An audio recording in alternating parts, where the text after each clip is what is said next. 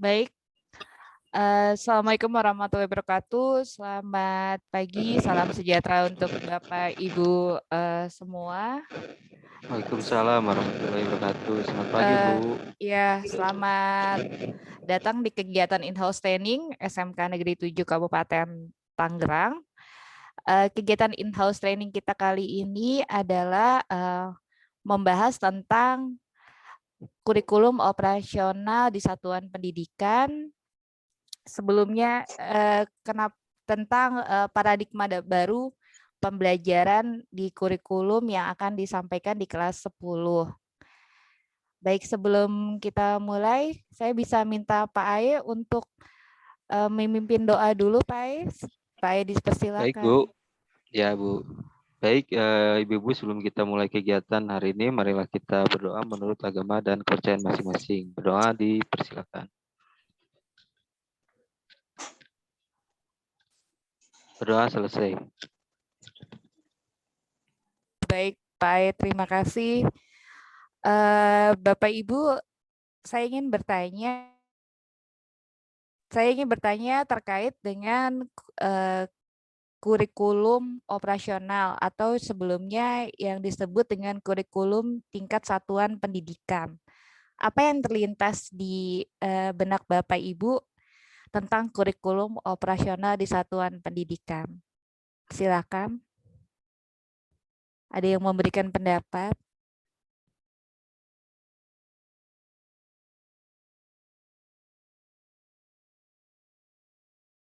Siapa yang bisa? Saya, Bu. Ya, silakan Pak Ae. Ya, Bu.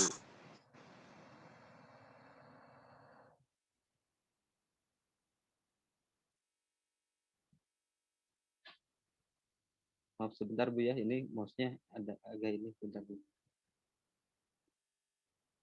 Baik, jadi kurikulum operasional satuan pendidikan itu ya, itu adalah bentar, Bu, memuat seluruh rencana proses belajar yang diselenggarakan di satuan pendidikan sebagai pedoman seluruh penyelenggaraan pembelajaran untuk menjadikan pembelajaran itu menjadi bermakna sehingga kurikulum operasional satuan pendidikan ini dikembangkan sesuai dengan konteks dan kebutuhan dari peserta didik dan satuan pendidikannya itu sendiri, Bu. Itu mungkin, Bu, yang ingin saya sampaikan. Terima kasih. Terima kasih Pak Ae. Jadi kurikulum operasional di satuan pendidikan itu menjadi ciri khas atau memiliki karakter sesuai dengan satuan pendidikannya.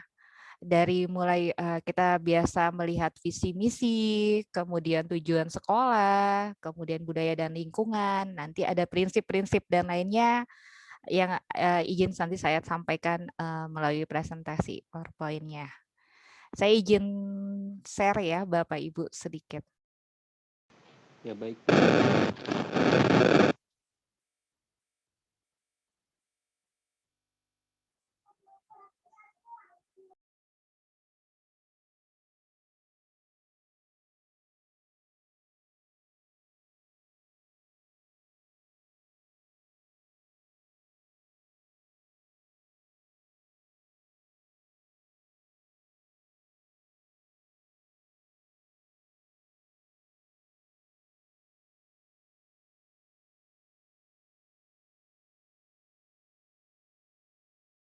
Ya, di sini kita bisa melihat tentang tujuan dari proses pendampingan, evaluasi, dan pengembangan profesional di satuan pendidikan. Seperti yang tadi Pak Ai bilang, dikhususkan ke satuan pendidikan untuk memastikan pembelajarannya sesuai dengan tujuan yang ditetapkan. Jadi di kurikulum paradigma baru ini, satuan pendidikan diberikan kebebasan untuk bisa memastikan capaian pembelajaran itu sesuai dengan tujuan pembelajaran yang sudah dilakukan. Kita lanjut ke prinsip.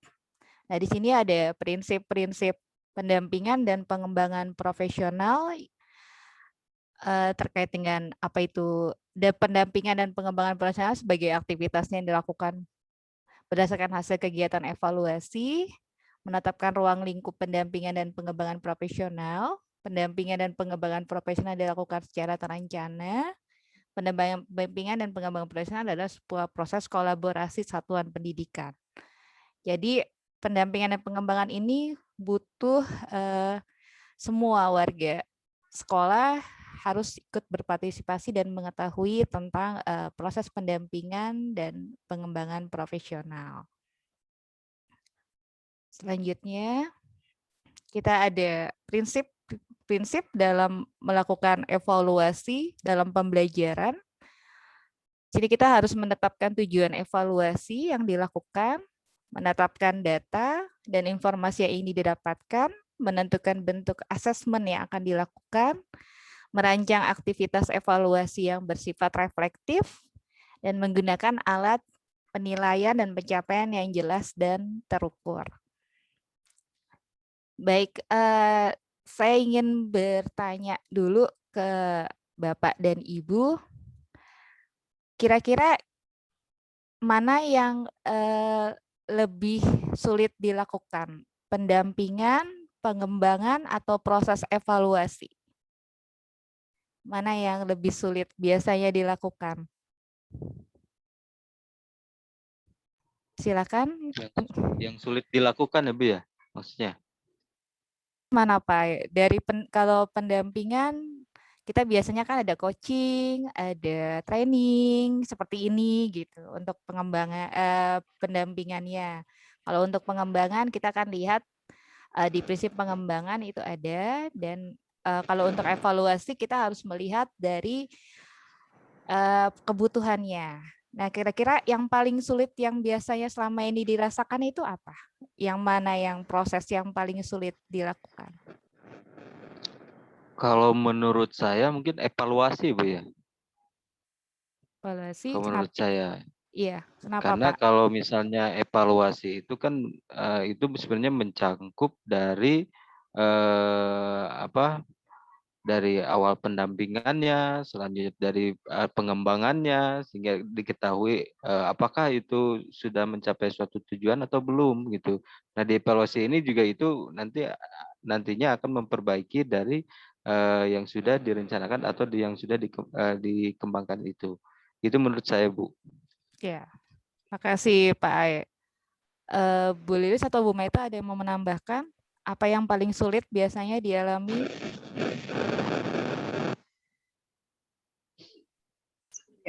Bu Ansi, ya Bu Ansi.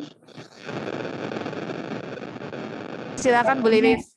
Iya. Suaranya nggak begitu ini. Sama mungkin ya saya sependapat dengan Pak Ae. Jadi dalam tiga proses ini tiga tahap yaitu pendampingan, proses pengembangan maupun proses evaluasi. Yang paling sulit adalah proses evaluasi karena ini melibatkan tadi yang dari awal melihat dulu seperti apa dokumennya, kemudian proses pengembangannya seperti apa, dan biasanya timingnya juga ya untuk waktunya juga itu loh Bu Ansi. Menurut saya suaranya nggak bisa. Yang paling sulit adalah proses evaluasi ya Bu, yang tantangan yang terbesar ya. Iya. Yang biasanya dihadapi Bapak Ibu selama ini di satuan pendidikan. Betul. Kenapa evaluasi itu berat? Karena selama ini evaluasi hanya mencakup kepada kepentingan jajaran manajemen saja, tidak mencakup semua. Jadi padahal sebetulnya sistem evaluasi itu penting untuk diketahui oleh semua warga sekolah gitu. Jadi tidak hanya untuk pemangku kepentingan saja, tetapi juga tahu tentang sistem evaluasinya. Biasanya sistem evaluasi di tempat Bapak Ibu biasanya dilakukan secara berkala, tahun atau bagaimana? Ya, biasanya dilakukan secara berkala, Bu Ansis. Pengetahuan saya begitu, tapi nggak tahulah. Mungkin ada pendapat lain dari ibu-ibu atau Pak Ae mungkin. Iya. Terima kasih. Iya, terima kasih Bu. Iya, Bu. Mungkin kalau di Bu Anti, Ya, kalau di tempat kami itu setahu saya itu dilakukan sekali ya ketika kita mau membuat yang baru di tahun yang apa namanya yang akan kita buat gitu. Jadi evaluasi itu dilakukan dalam 1 tahun begitu 1 kali. Menurut kami begitu. Sudah? Berkala ya Bu Lili, sama berarti ya Bu? Ya. Iya. berarti Iya. berarti dilakukan secara berkala, dan betul kata Bu Lis, biasanya dilakukan di awal tahun pembelajaran, betul. Dan dulu di kurikulum sebelumnya di K13 kita mengenalnya ada dokumen 1 dan dokumen 2 gitu. Dokumen 1 tentang profil sekolah, tujuan dan kegiatan pembelajaran, di dokumen 2 itu adalah perangkat pengajaran. Nah, di kurikulum yang terbaru ini, di paradigma baru, itu akan lebih sederhana, tidak sesulit seperti dulu yang kita alami di K13 gitu. Nanti ada modul-modul, ada panduan yang mungkin nanti bisa disesuaikan dengan kebutuhan satuan pendidikan dari ya satuan pendidikannya gitu, betul. Selanjutnya, kira-kira siapa saja yang harus berperan dalam evaluasi kegiatan kurikulum operasional di sekolah? Ya Bu. Ya, silakan Bu Meta. Yang pertama Dinas Pendidikan, kemudian pengawas, kepala sekolah, guru, mitra, peserta didik, mungkin orang tua. Mungkin itu kalau salah. Terima kasih Bu Ansi. Nggak ada salah dan benar Bu Maita, betul. Semua berperan dengan semua berperan dengan tanggung jawabnya masing-masing. Semua termasuk juga mitra ya. Kita tadi ada mitra industri juga. Sekarang ada yang terbaru adalah mitra dari perguruan tinggi yang bisa membantu kita untuk evaluasi pembelajaran Bapak Ibu untuk sekolah vokasi. Nah, itu juga bisa dilakukan kerjasamanya. Nah, ini saya izin share sebentar. Ini ada form yang bisa mungkin nanti dibuat oleh Bapak Ibu terkait dengan pendampingan, evaluasi dan pengembangan.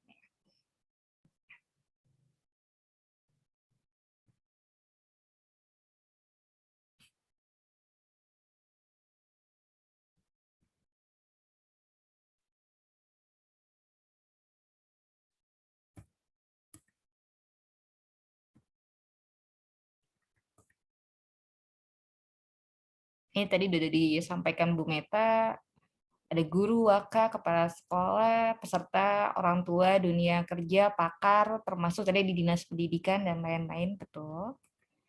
Nah, ini ada tadi siklus yang disampaikan di awal, ada perencanaan hingga sampai pendampingan dan pengembangan. Nah, ini ada rencana pendampingan, evaluasi, dan pengembangan profesional di satuan pendidikan. Tadi kita mulai dari karakteristik tadi satuan pendidikannya, kemudian proses apa saja yang dilakukan, kemudian merumuskan visi, misi, dan tujuan, menentukan perorganisasian pembelajaran, dan menyusun rencana pembelajaran. Nah, ini yang menjadi hal penting dalam kurikulum baru yang saat ini akan dikembangkan di SMK Pusat Keunggulan, dimulai dari kelas 10 tahun ajaran ini. Iya, Bapak Ibu, ada yang ingin ditanyakan dulu?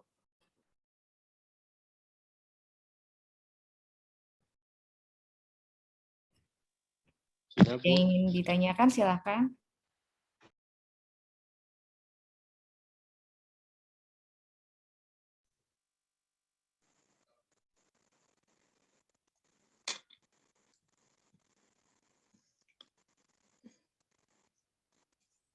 Ada yang Ya, mau bertanya? Silakan. Ya Bu, jadi kalau misalnya tadi berbicara tentang prinsip pengembangan kurikulum Bu, itu salah satunya adalah kontekstual. Nah, kontekstual ini itu kan menunjukkan kekhasan dan sesuai dengan karakteristik satuan pendidikan. Jadi ini melihat dari konteks dari sosial budaya dan lingkungan serta dunia kerja dan industri yang berkaitan dengan satuan pendidikan itu sendiri ya Bu. Nah, ini apakah nanti dalam pengembangan kurikulumnya itu memang harus bersifat kebudayaan atau misalnya harus yang secara internasional, mungkin maksudnya seperti itu Bu. Iya. Maksudnya seperti apa maksudnya kontekstual di sini? Baik itu aja Bu. Ya, Terima kasih. terima kasih Pak Ae.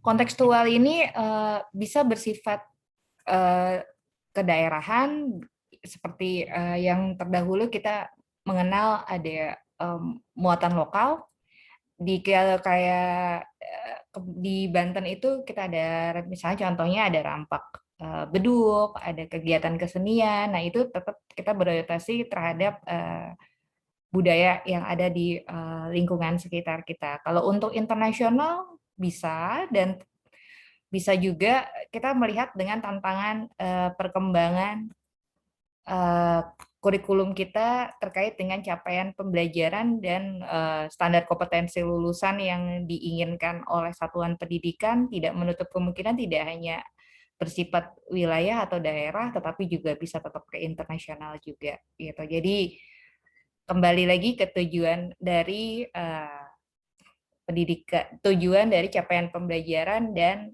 satuan pendidikannya masing-masing. Itu aja Pak. Terima kasih. Berikut, terima kasih.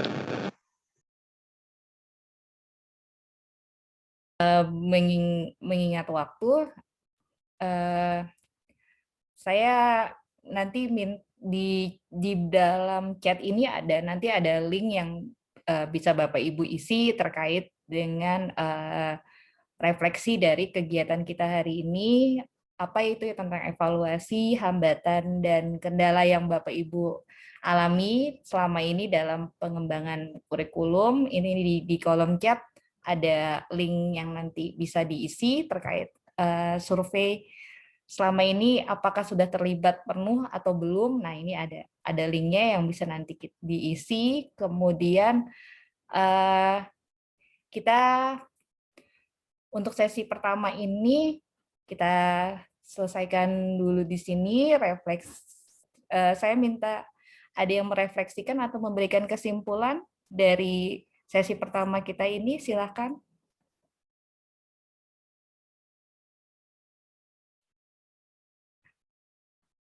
Silakan Bapak Ibu, ada yang memberikan kesimpulan? Ya Bu, saya Bu. Ya, silakan Pak E. Ya baik Bu, jadi kesimpulannya bahwa dalam salah satu dari evaluasi kurikulum operasional di satuan pendidikan itu tadi dikatakan bahwa yang terlibat itu adalah seluruh lapisan yang saling berkaitan, baik itu dari guru, wakaseknya, baik itu di bidang kurikulumnya, baik itu dari kepala sekolahnya, peserta didiknya, selanjutnya orang tua peserta didik juga, terus mitra juga ya itu, dan tentunya di dunia kerja atau misalnya dari industri. Itu mungkin Ibu yang bisa saya sampaikan. Terima kasih. Baik, terima kasih Pak Aye.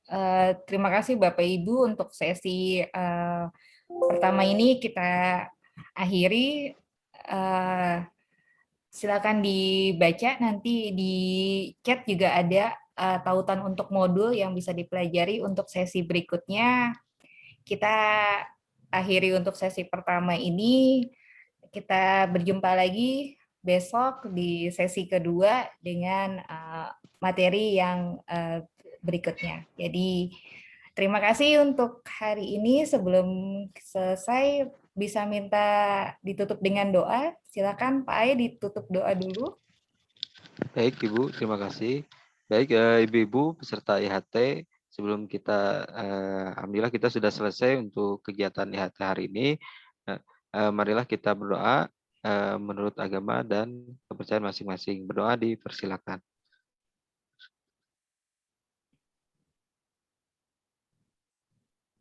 Oke, berdoa selesai.